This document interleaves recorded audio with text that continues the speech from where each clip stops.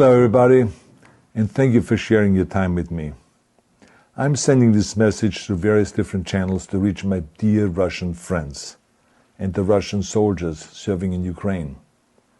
I'm speaking to you today because there are things that are going on in the world that are being kept from you, terrible things that you should know about. But before I talk about the harsh realities, let me just tell you about the Russian who became my hero. In 1961, when I was 14 years old, a very good friend of mine invited me to come to Vienna and to watch the World Weightlifting Championships. I was in the audience when Yuri Petrovich Vlasov won the World Championship title, becoming the first human being to lift 200 kilograms over his head. And somehow a friend of mine got me backstage. All of a sudden there was a 14-year-old boy standing in front of the strongest man in the world. I couldn't believe it. He reached out to shake my hand. I mean, I still had a boy's hand. He had this powerful man's hand that swallowed mine. But he was kind, and he smiled at me. I will never forget that day. Never. I went home and I put his photo above my bed to inspire me when I started lifting weights. My father told me to take down that picture and to find a German or an Austrian hero. He got really angry, and we argued back and forth. He didn't like Russians because of his experience in the Second World War. You see, he was injured at Leningrad, where the Nazi army that he was part of did vicious harm to the great city and to its brave people. But I did not take the photograph down, no, because it didn't matter to me what flag Yuri Vlasov carried.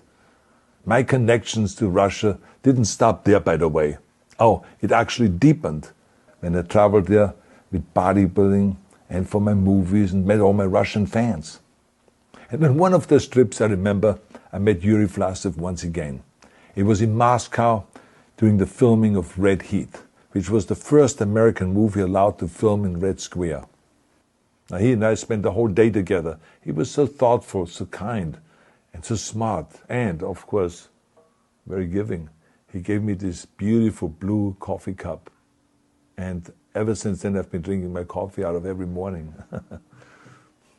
Now, the reason why I'm telling you all of those things is that ever since I was 14 years old, I've had nothing but affections and respect for the people of Russia.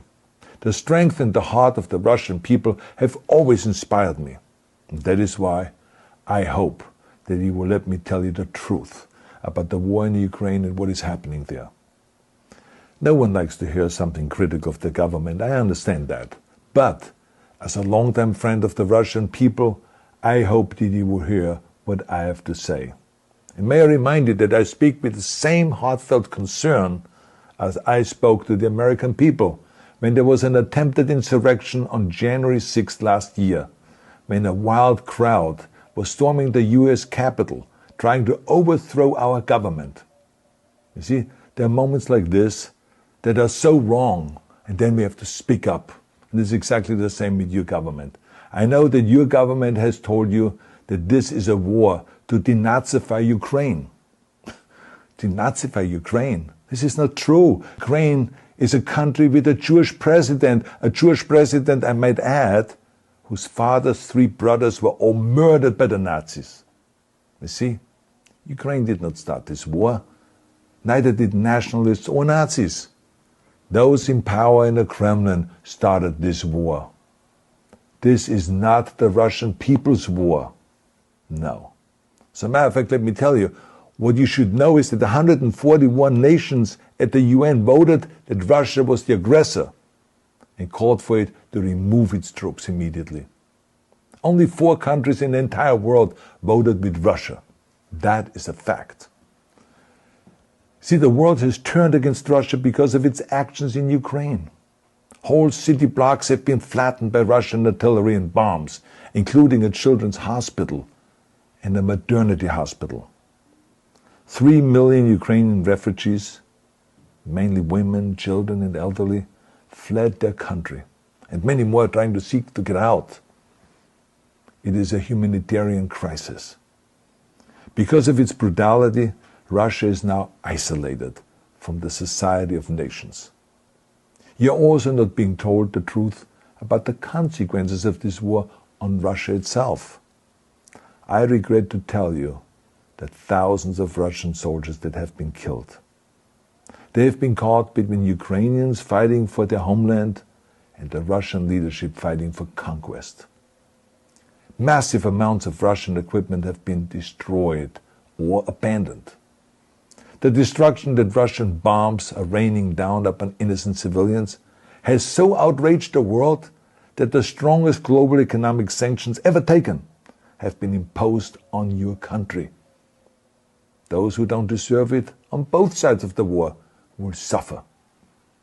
The Russian government has lied not only to the citizens, but to its soldiers.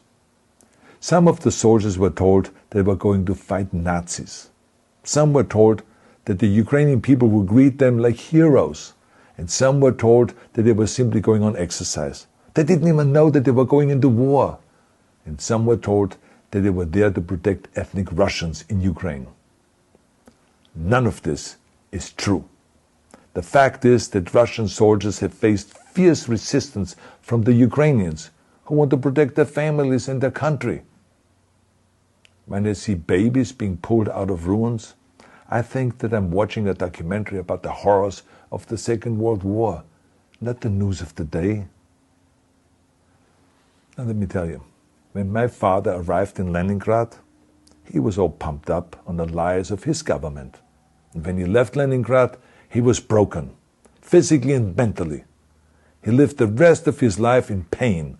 Pain from a broken back, pain from the shrapnel that always reminded him of these terrible years, and pain from the guilt that he felt. To the Russian soldiers listening to this broadcast, you already know much of the truth that I've been speaking. You've seen it with your own eyes. I don't want you to be broken like my father. This is not the war to defend Russia that your grandfathers or your great-grandfathers fought. This is an illegal war. Your lives, your limbs, your futures are being sacrificed for a senseless war condemned by the entire world.